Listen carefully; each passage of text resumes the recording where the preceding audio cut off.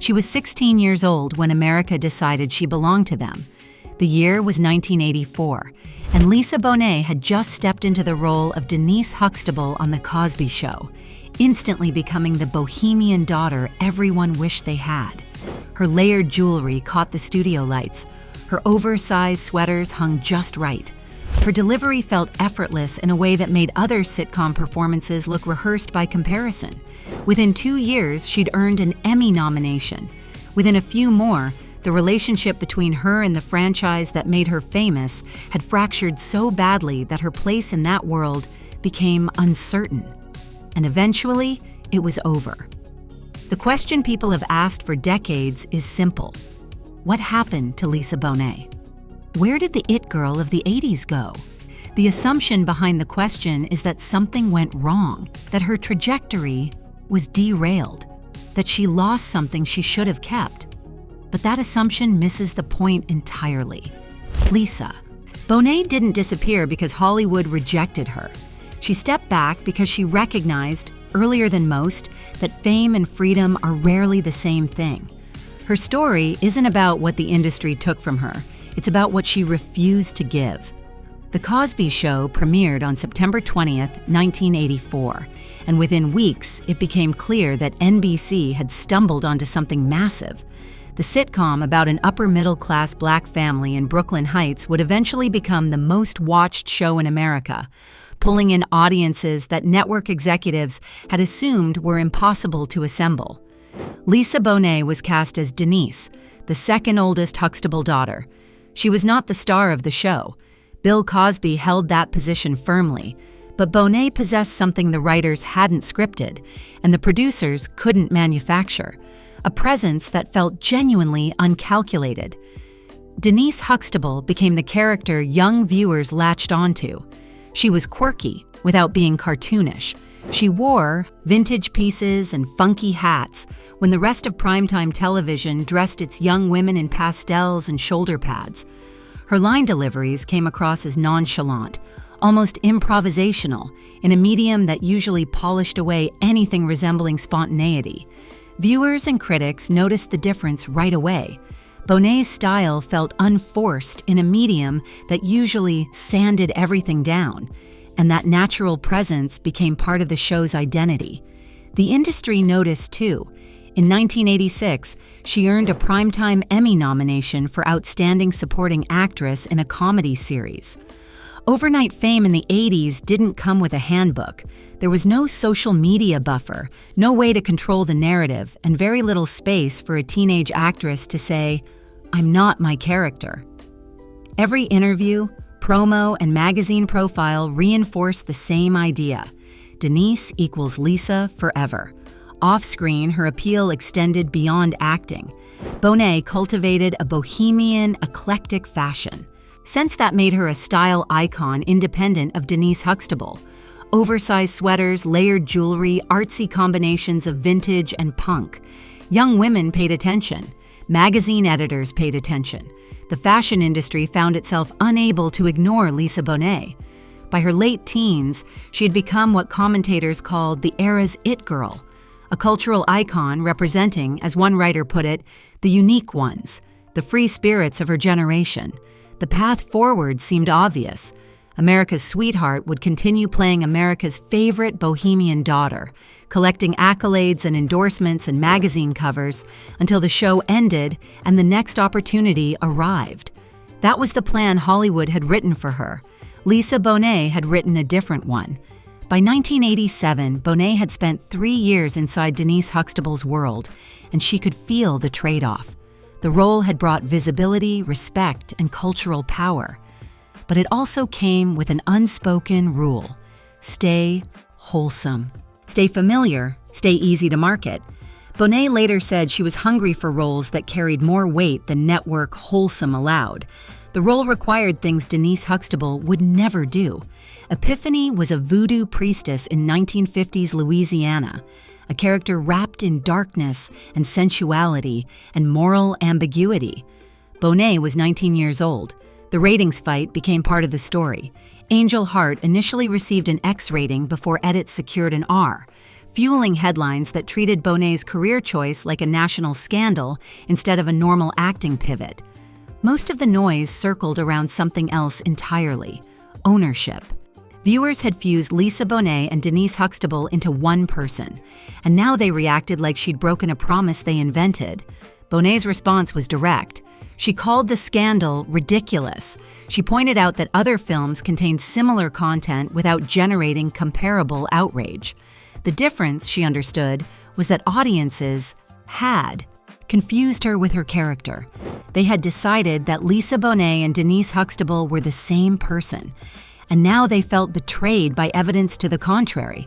The public had claimed ownership over an image they had constructed without her consent, and they resented her for disrupting it. Director Alan Parker defended his young star publicly. He criticized the media's trivialization of her talent, saying his decision came down to fit. She was right for the role. Full stop. He pointed to what he saw in her audition, something that went beyond the sitcom image an actress with range and depth network television had barely begun to use. But the most important statement came from Bonet herself. She was not concerned with how Denise was going to feel, she explained, nor was she looking to destroy Denise's reputation. Instead, she felt obligated to her career and her artistic choice. Her obligation was to herself, not to a fictional character. At 19, Lisa Bonet had drawn a line. She would not allow a role she played on television to determine the roles she could play everywhere else. She would not let a character own her. The industry heard the message. It did not appreciate it. The Cosby Show operated as more than a television program. It functioned as a carefully managed brand, with Bill Cosby as its architect. He built its success on aspirational family values, presenting a vision of Black American life rooted in education, professional achievement, and domestic harmony. Its cultural impact stretched far beyond entertainment. It challenged stereotypes, shaped perceptions, and carried a kind of weight most sitcoms never touch. Cosby expected everyone tied to the franchise to protect that image in public and on the job. Lisa Bonet's boundary-pushing choices did not align with that expectation. Angel Heart's content clashed with the Huxtable brand. A mature, adult-themed photo shoot for Interview magazine around the same period compounded the tension. The young actress, who was supposed to represent wholesome rebellion, was engaging in actual rebellion, and the distinction mattered enormously to the people controlling her career. Wholesome rebellion sells advertising. Actual rebellion creates liability. What's clear is that the relationship between Bonet and the franchise power structure turned tense, and the public story hardened into familiar labels: difficult, ungrateful, off-brand. That's Hollywood's oldest correction mechanism. When someone stops being easy to package, the industry stops debating the work and starts debating the person. After the Angel Heart controversy, Bonet was moved to a different world, a Cosby Show spin-off following Denise Huxtable to college. On the surface, this looked like a promotion, a young actress getting her own vehicle, a character expansion that could launch an independent career. The situation grew more complicated when Bonet became pregnant. In November 1987, at 20 years old, she had secretly married Lenny Kravitz, then an unknown musician in Las Vegas. By late 1988, she was expecting their child. Cosby's response, according to multiple accounts, was unambiguous. He refused to incorporate the pregnancy into a different world storyline. Denise Huxtable, in his vision, would not become pregnant in college. The character would remain the responsible, aspirational figure the franchise required, regardless of what was happening in the actress's actual life. The production's solution was erasure. Denise Huxtable simply dropped out of college off-screen. The character disappeared from a different world after its first season without explanation or ceremony. Bonet gave birth to her daughter, Zoe Kravitz, in December 1988. She did not return for season 2. Behind the scenes, the situation had grown hostile. Actress Jasmine Guy, who played Whitley Gilbert on A Different World, later described what she witnessed during that first season. According to Guy, producers would get in Bonet's face on set, yelling at her to just say the lines when she struggled with delivery. This happened in front of the live studio audience. The treatment became severe enough that Bonet hired security. Guy found the disrespect so disturbing that she considered quitting the show in protest. Debbie Allen, who took over as producer for A Different World's second season, reportedly wanted to keep Bonet on the show. She even explored writing Denise's pregnancy into the storyline. Cosby blocked the idea. His decision was final. Denise Huxtable would remain unblemished, even if it meant removing the actress who had brought her to life. The correction mechanism had engaged. The industry had identified a problem and applied pressure until the problem went away. Bonet did return to The Cosby Show in 1989 after her daughter was born. The production created a storyline to explain Denise's absence. She had traveled to Africa and returned with a new husband and stepdaughter. The show introduced a young Raven Simone as Denise's stepchild, attempting to integrate Bonet back into the Huxtable family without acknowledging her real-life motherhood. The fictional framework allowed the character to exist as a married woman and stepmother while maintaining the illusion that nothing uncomfortable had occurred behind the scenes. For a moment, it appeared that reconciliation might be possible. The rebellious daughter had come home. The franchise could continue with its original cast intact. Whatever friction had existed might fade into memory as everyone focused on the work in front of them. The truce lasted less than 2 years. By 1991, during The Cosby Show's 7th season, Lisa Bonet was gone. The official explanation cited creative differences, a phrase capacious enough to mean almost anything while revealing almost nothing. The unofficial understanding was clearer. Cosby had lost patience with an actress who would not conform to his expectations. The young woman who had once been the show's breakout star, the character audiences had loved with particular intensity, was now expendable. The brand would survive without her. The show would continue without her. Bonet was 23 years old. She had been associated with The Cosby Show since she was 16. Whatever the private details were, the public result was clear.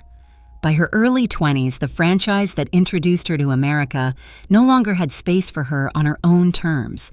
Once she was outside that system, public perception shifted quickly.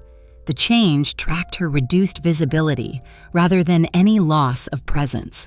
To outside observers watching Lisa Bonet's career after 1991, the trajectory looked like decline. The it girl who had once commanded magazine covers and Emmy nominations was now taking sporadic roles in projects that barely registered on the cultural radar. She appeared in a television movie called New Eden in 1994. She had a supporting part in Will Smith's thriller Enemy of the State in 1998. She played a sultry singer in the romantic comedy High Fidelity in 2000. These performances showed flashes of the charisma that had made her famous. Audiences who encountered her work were reminded of what she could do when given material that interested her. In High Fidelity, playing a singer who captivates John Cusack's protagonist, she demonstrated that the magnetism hadn't faded. The camera still loved her. The screen still responded to her presence. Unlike many former child stars, Bonet didn't mount a public comeback campaign. She kept her work selective and her private life private, even when Hollywood tends to reward the opposite. Instead, she seemed to be conducting an internal audit. What did she actually want? What had she been chasing all along? Had the goal always been fame, or had fame simply been a byproduct of pursuing something else entirely? That choice also changed how people interpreted her. Silence. In Hollywood, absence gets treated like a mystery to solve, not a decision to respect. The fewer interviews she gave, the more strangers filled in blanks for her. Meanwhile, she was doing the work, choosing roles, raising a child, rebuilding life. The conclusion she reached was unexpectedly honest. Acting, she admitted years later, was how she had forged her way in the world, but she wasn't sure it was her passion. The realization was liberating rather than tragic. If acting wasn't the thing she loved most, then losing acting opportunities wasn't the catastrophe others assumed it to be. She also recognized structural realities that went beyond her personal choices. There weren't endless opportunities for women of color in Hollywood during the 90s. The industry that had been happy to celebrate her as a teenager showed considerably less interest in developing complex roles for her as an adult. The kinds of challenging parts she craved simply weren't being written, and Bonet wasn't willing to take inferior material just to stay visible. In 1995, she made a symbolic break from her public identity. She legally changed her name to Lila Coy Moon, citing a desire for greater privacy. She continued using Lisa Bonet professionally, recognizing that the name carried recognition value and practical utility. But the legal change signaled something important about her priorities. The person the public knew as Lisa Bonet was, in some fundamental sense, a construction. A persona shaped by casting directors and publicists and audience expectations. The person she was becoming needed a different name, something that belonged only to her. She also redirected her energy toward work that didn't generate headlines or advance career objectives. For a period, she involved herself with a nonprofit organization, helping young people who were incarcerated in Los Angeles. The project received no significant press coverage. It offered no networking opportunities with influential producers. It simply mattered to her, and that was enough. The work revealed where her priorities had shifted, toward impact rather than visibility, toward meaning rather than recognition. From the outside, Lisa Bonet was disappearing. From her perspective, she was finally appearing to herself. The marriage to Lenny Kravitz ended in 1993 after 6 years together. They had been young when they married, barely adults. The relationship had been intense, accelerated by fame and parenthood and the pressures that come with both. Bonet later described that period as a crash course in growing up, a very accelerated time, spiritually and intellectually. Everything had happened at once: marriage, motherhood, professional upheaval, public scrutiny. The compression forced growth that might otherwise have taken decades. When the marriage ended, Bonet made a choice that would have surprised observers who expected celebrity divorces to follow predictable patterns of acrimony and tabloid warfare. She and Kravitz remained close. They committed to co-parenting their daughter Zoe without passing on what Bonet called the heirlooms of pain. Whatever had ended between them romantically, they refused to let it poison what continued. The friendship held. Years later, Kravitz would speak warmly of Bonet in interviews. Their daughter would grow up with 2 parents who genuinely liked each other, who could attend the same events without tension, who modeled a kind of post-relationship maturity that celebrity culture rarely produces. The family, reconfigured but intact, became a quiet rebuke to assumptions about how these situations must unfold. Divorce didn't have to mean destruction. The end of romance didn't have to mean the end of respect. In the mid-2000s, Bonet met Jason Momoa at a jazz club in Los Angeles, one of those real-life settings that doesn't sound like a publicist invented it. Years later, when she described what she saw in him, she framed it in terms of character: a man who leads with love and responsibility, not control. Bonet described Momoa as embodying a rare form of masculinity, an alpha male who stands for love and family, a man whose strength expressed itself through generosity rather than dominance. The relationship became one of the more stable partnerships in an industry defined by instability.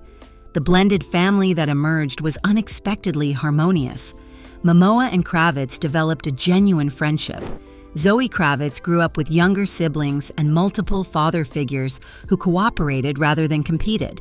The arrangement defied conventional expectations about how ex-husbands and current partners interact.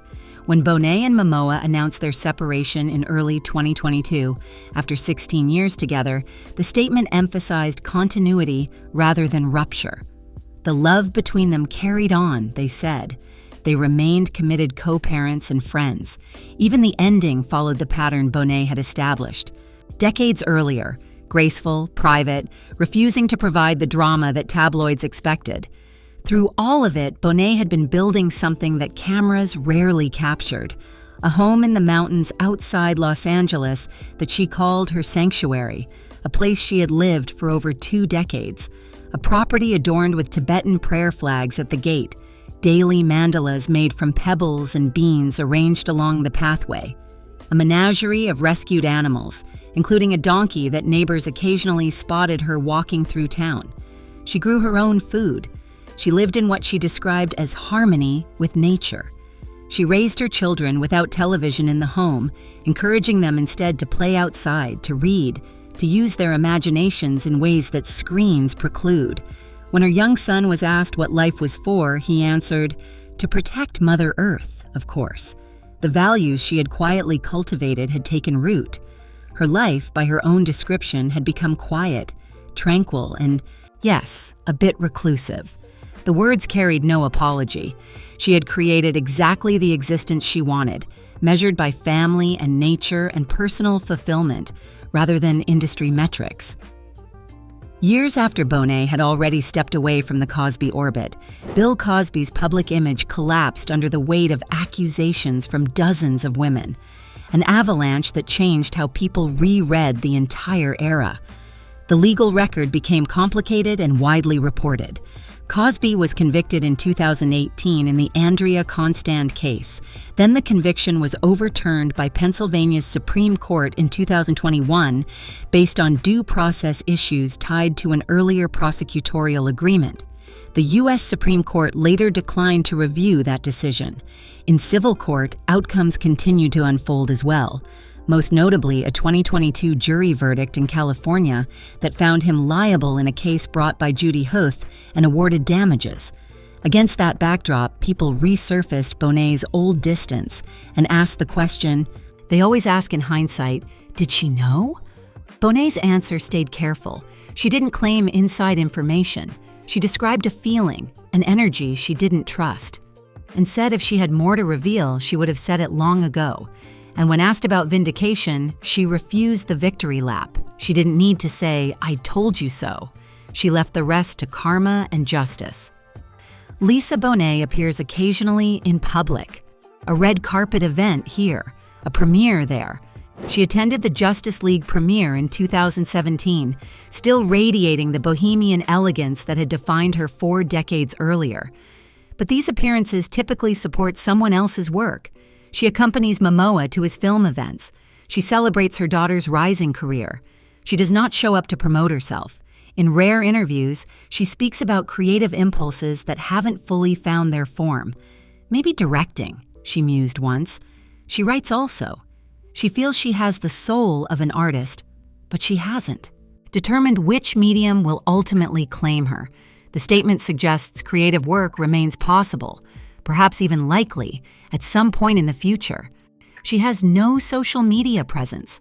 In an era when visibility often determines value, when followers and engagement metrics become proxies for relevance, Bonet has opted out entirely. The choice is deliberate. "Let those who know," she once said, "and let me keep what little privacy I can." The privacy she has protected is not emptiness. It is filled with grandchildren and gardens, with rescued animals and mountain air, with spiritual practices and family dinners. The life she stepped back to build is rich in ways that resist quantification. When people ask what happened to Lisa Bonet, they usually mean, why didn't she stay famous? Why didn't she fight harder? Why didn't she reclaim the spotlight that once shone so brightly on her? They assume that stepping away constitutes failure. Bonet's pattern is consistent. When a system tried to define her, she stepped sideways. When the industry offered visibility with strings attached, she kept the strings and walked away from the spotlight. When relationships ended, she didn't turn them into spectacle. And when the world demanded access, she treated privacy like a form of self-respect. Because for her, it was. Each choice carried a cost. Each choice also carried a liberation. Her daughter, Zoe Kravitz, has built a career marked by confident genre blurring and unconventional choices. She moves between blockbusters and independent films. She takes risks that would have seemed familiar to anyone watching her mother's career in the late 80s. The influence is visible, traceable, undeniable. The template Bonet established, however unconventionally, has proven replicable for the next generation.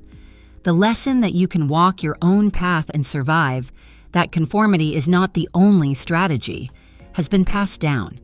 Bonet herself remains something of an enigma. She grants interviews rarely. She explains herself even more rarely. She seems content to let her choices speak without translation. In an industry that often equates visibility with value, that measures success by followers and appearances and the constant performance of relevance, Lisa Bonet's trajectory stands as quiet proof of an alternative path. Stepping away can be strength. A life well lived sometimes unfolds away from public view. Wholeness matters more than fame. Inner peace matters more than applause. What happened to Lisa Bonet is that she recognized something most people never truly do. True power lies in the refusal to be owned by anyone other than yourself. Not by Hollywood, not by public opinion, not by the machinery of celebrity that promises everything and demands everything in return. Not by characters you play or brands you represent or expectations others place upon you without asking permission. She made her choice decades ago. She has lived with it, gracefully ever since.